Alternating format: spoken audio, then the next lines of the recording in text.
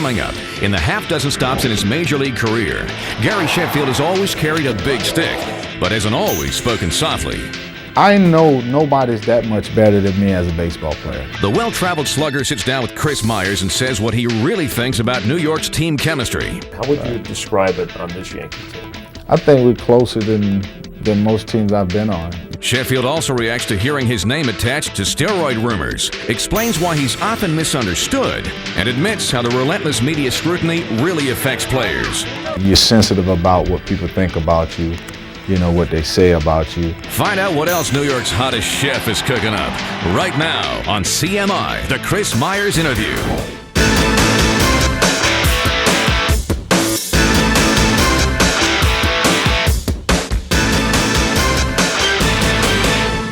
Welcome to CMI. Thanks for being with us. A pleasure to have Gary Sheffield on the program. 6 teams over a career that spanned almost a couple of decades. You almost lost track of the number of teams, right? Yeah, I have. I had to count it on, because after a while you kind of just, you forget about how many teams you've been on. Do you feel, you're not an old guy, but you've Right. been around the block. Do you feel like an older player?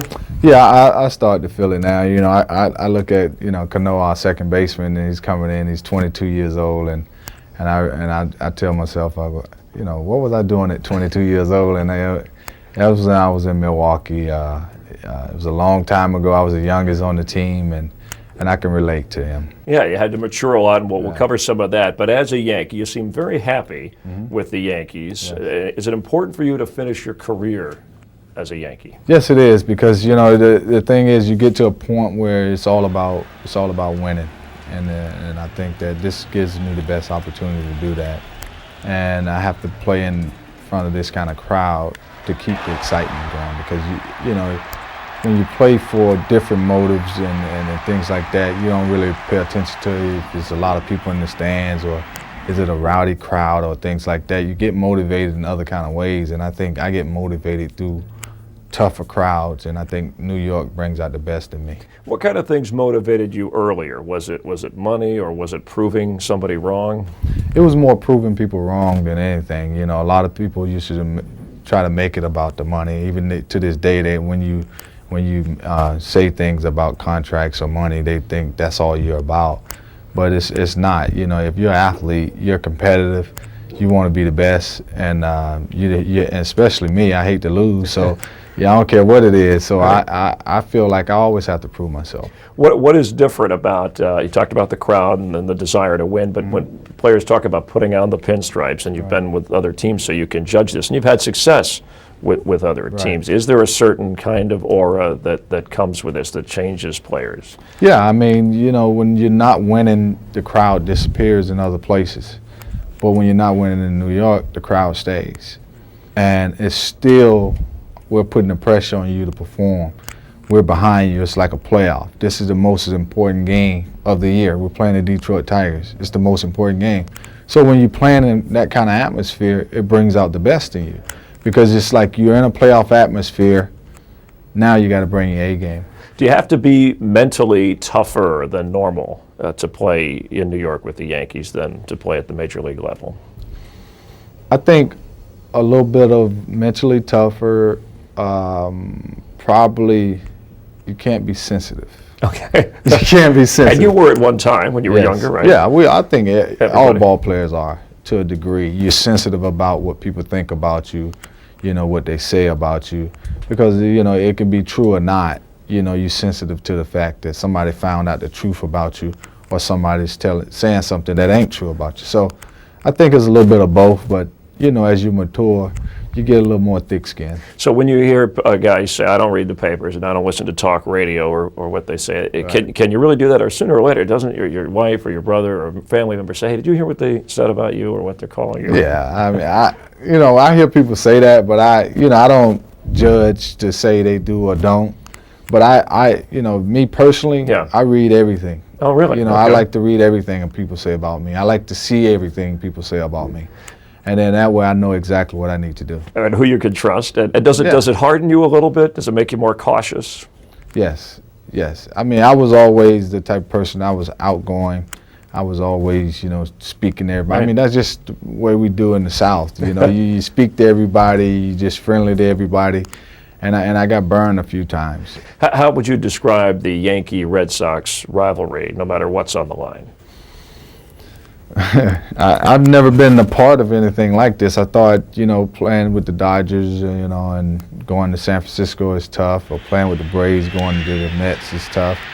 But there's no comparison trying to compare the rivalry to this, because all eyes are on this series. No matter how many times we play, most people say, well, y'all play too much. You guess each other too much or whatever. But people still tune in to watch those games. Could you play the Red Sox every game of the season? Would you like that? You burn out. Playing them that many times as it is, as players, you kind of get burned out with it. But as soon as the game starts, the fire comes back, and you're like, okay, it's on. And it's just a good thing to have. We'll be back on CMI with Gary Sheffield to talk about how he felt when the trade rumors circulating go back to his roots from the Milwaukee Brewers all the way through up to the world champion Marlins. We'll be back with Gary in a moment. Coming up on the Chris Myers interview. Now, some fans out there might say, boy, there's Gary being selfish. Say what you want. Also on the way. So what are you saying then about steroid use in baseball? When it was centered at me and pointed in my direction, I wanted to laugh to keep from crying.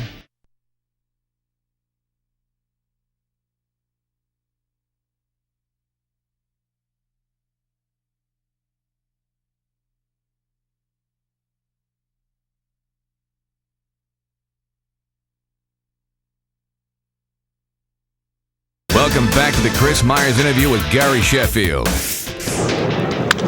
Sheffield scalds this one into deep right center field, and that one gets out of here. Welcome back on CMI. We're talking with Gary Sheffield of the Yankees, who and the All-Star game created quite a stir with the World Baseball Classic when word came out, right? Kind of an international exhibition for the game. And your thought on playing in that was?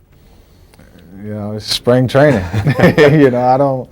I just think, I understand what they're trying to do, which is great. Make the game more global. Yeah, but the thing is that you're sacrificing a lot as a player to go and play serious baseball games and spring training and play 6 and 7 and 8 innings, and then you have to go lay it on the line for 8 months for your team that you play for, and that's asking a lot. Now, some fans out there might say, boy, there's Gary being selfish. There's that spoiled athlete kind of thing coming through, and what would your response be? Say what you want. It don't matter to your me. Priority is to the team that pays your check. That's it, and that's it. And I don't look at, people don't understand when you take 4 months off, and then you come to spring training, your body is not acclimated with baseball. Right. Well, what's your conditioning like because as you get older, right? Don't you have to do more things to stay? It takes a little longer. Yeah. You need all the spring training to get ready for the season. And now if I have to turn it up a notch because we got to beat Dominican or we got to beat Puerto Rico, what am I risking? Should I risk my career because of what the fans think or say? No, it's not going to happen. Along those lines, the steroid issue, some players have said in the past, Mike Schmidt, even Senator John McCain, hey, if I had the chance to take the steroids to help me advance in my profession, I might have done it, given the circumstances.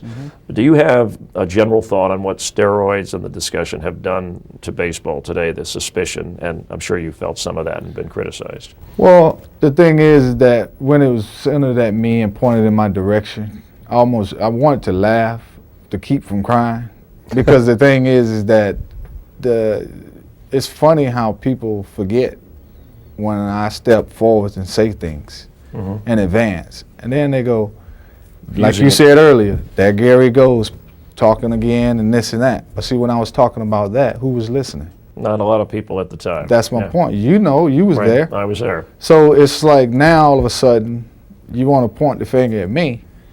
And then all of a sudden, when you're showing highlights of all these athletes that you accusing of doing this, why you ain't show my highlights and show my body and show my hat size, and you ain't see no difference? So if you're gonna tell it the way it's told to everybody else. So what are you saying then about steroid use in baseball?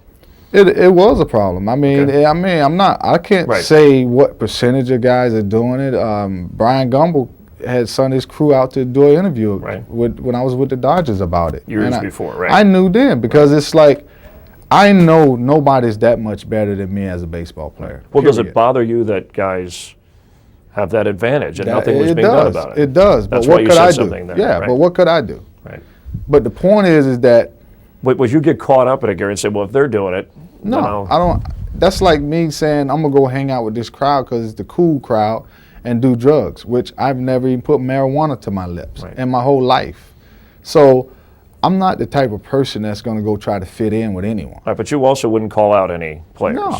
No. But it just try to bring awareness. That's it. And you're glad that baseball's testing for it now more so? Oh yeah. Okay. Because I just hate the fact that when you sit here and as a competitor and as a guy that sits here and say, okay, this guy came in the same time I did. We have the same amount of home runs, and then all of a sudden now you got 200-300 more home runs than me, as if I wasn't even playing. Right. I mean, that's a red flag. Yeah, because it's like, you know, it's something's wrong because you don't work harder than me. Right. And So you still have to work hard to maintain this level. How much longer do you want to play? Probably what my contract says. Which is a year after this year and then an option. And as a Yankee, now were you bothered when the Yankees rumors surfaced about the Yankees possibly trading you? Yes. And why is that? Did you? Because I made concessions to come here. You know, I'm on a team where money is not an issue to players. Right. And I made those concessions. You know, when people say players play for the money, I showed I don't. Right. But so you took less to play for the Yankees, and you I mean, it ain't that I took less. It's that I took less years. You know, my money is fine. Right. It's just that you know I took less years. I could have went somewhere and got 4 or 5 years if I wanted to play that long, but I just wanted to accommodate George Steinbrenner. Steinbrenner. Good man. You spend time with him. Yes. I mean, the thing is that the way I respect my boss, I respect, you know, the people that I work for, but I don't care where I'm at. I won't be disrespected, and I make that very clear. The Marlins winning a World Series championship there, and then all of a sudden, you guys are disbanded in a way. I mean, talk about the high of winning, and then what happened afterwards. You know, all of that was great, but I think the sad part about it all, and the part that it was hard for me to accept, was not being able to go back and defend it. That was the thing that I look forward to more than anything, because you know, the winning it, the party afterwards, and everything was great. But I just really wanted to see what it would be like to come back and, you know, that same group defend what we won. And whose fault was it that team didn't? Well, it's not one person you can point the finger at. You know, Heisinger obviously owned the team. Ownership at the time. Yes, but obviously, you know, the city has to get involved with the new stadium. Right. There's a lot of things. And you've been on other teams where that's happened, right? Yeah, I mean, that's why when people talk about me being traded, you look at when I get traded and how I get traded, it's always about they can't afford you. You know, San Diego, I was a fire sale. They traded McGriff that year. They traded me. Leaving Florida, I had a 6-year deal with a blanket no trade clause. I allowed them to tear up my blanket no trade clause to go to LA. You know, LA, that situation was a situation about them offering me a long-term deal and then backing out. So, and even the Dodgers was kind of a quick time. So, and then Atlanta, you know, they financially scrapped, you know. So I just came to a team where I figured money is not an issue and I ain't got to leave for money, right. You know. And you could win here. All right, we'll be back to wrap things up with Gary Sheffield here on CMI in just a moment. Coming up on the Chris Myers interview. When I first came in the league, I wasn't focused. And what did the money and success do that? You get to go buy whatever you want, do whatever you want.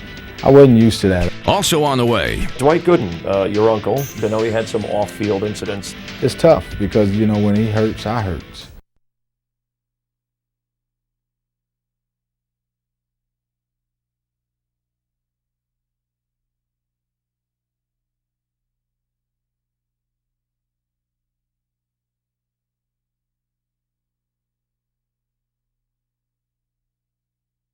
Coming up on the Chris Myers interview with Gary Sheffield. I think on the outside, some people think that Gary may be a difficult guy. I'd rather live with myself by telling you the truth and you not like it, opposed to me lying to you and jaking you around. I just don't believe in that. I'm not a phony. Also ahead, Sheffield gets to the core of the debate. Who's really the heart and soul of the Yankees clubhouse? Normally, it's the one guy that everybody gravitates to, and then you got the rest of the guys. but it's not like that here. That's next on the Chris Myers Interview with Gary Sheffield.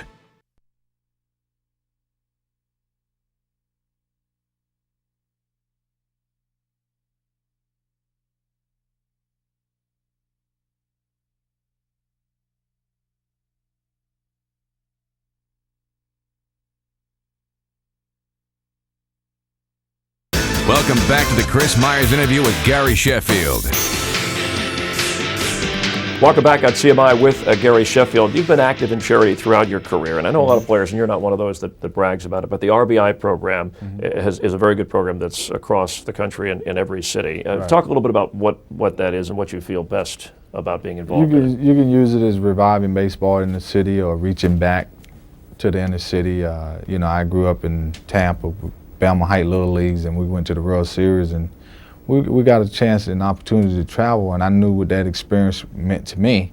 So I wanted to give those kids the same experience, to be able to travel the world, play in front of, you know, a lot of people that they normally wouldn't play in front of. And then that way, when they become successful in life, whether it's baseball or, you know, going to college and getting into business, they go back and help other kids. And you, if I remember, your dad worked on boats, I think, Yes. right? Quite a bit. Yes, And I know you've talked about how hard he worked, the hours that he put in for Right. hard work. And do you ever, not that you don't work hard, you've talked Right. about that, but just marvel at how much money you've made, success you've had playing a game? Yeah, I mean, I try to, you know, look at, you know, my dad, how he got up early in the morning, and he was gone all day working and come home all dirty, head to toe. And, you know, and then when I asked for something, or a jacket or some shoes, you know, I had to wait till I got it. You know, like, unlike my kids today, They get what you know, they want. yeah, they try to at least. But I kind of like try to give them the same weight, you know, attitude. It's like, Yeah, you you're a know, little concerned that maybe because you Yeah. have the money that Yeah. they'll lack that motivation or yeah, understanding. I mean, you want them to be their own individual and go out and reach for their own success in life, but you try to nurture them and guide them in the right direction, and sometimes it works and sometimes it doesn't. If Gary Sheffield was, if you were the father of yourself when you first came into the big leagues, when you had the money and the attention, what would you have told yourself then? To stay focused on the game. Not get caught up in all the other things. And does Right. that happen? I remember you had some fancy cars. There were some Yeah, off-field I wasn't incidents, focused. You know. When I first came in the league, I wasn't focused. And what did the money and success do that, or did I think it had a little bit to do with it, because it's like you never had money in your life before. Not much of it. Yeah, you know, you get to go buy whatever you want, do whatever you want. I wasn't used to that. I was always used to having to wait. You know, I had to build up Yeah. to get it, you know. So it's like when you get something, you know, you want to enjoy it. And I think that once I enjoyed it, and then I seen where money is not everything, you know, it's more to life than money. And then I started putting everything in its proper place. And so how do you enjoy yourself, or how do you spend your money? I mean, is it on your family? I mean, I know you're always Yeah. good with people. And I Well, see it's that. always about giving back. You know, I think giving back is the greatest gift you can give. Yeah. I mean, it's easy to receive, it's harder to give. And I think if you do the hard part, the rest becomes easy. Dwight Gooden, your uncle, and I know there was a brief time where you played against each other, Yes, right? And yes. kept in touch. I know he had some off-field incidents and a great career, obviously. Right. Could you talk about that much? Yeah, I mean, you know, I live it, you know, dealing with it. You know, that's my mom's little brother, you know, and it's like we're very close. And that's another side that people don't understand about, you know, my life, you know, dealing with a guy in your family that's on drugs, and you still having to go out and have your successful career. It's tough, because, you know, when he hurts, I hurts. And then I still have to come to the park and answer all the tough questions, go out and perform. I mean, all those things I still have to do. I have to be a professional when I get here, but still concerned about my uncle. And those are the things I had to deal with for 18 years.